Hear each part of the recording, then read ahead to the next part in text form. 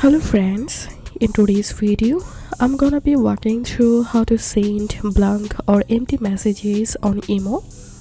But before getting started this video, make sure to subscribe how to do it. So first of all, open your browser and type here emptycharacter.com, and after opening this website, scroll down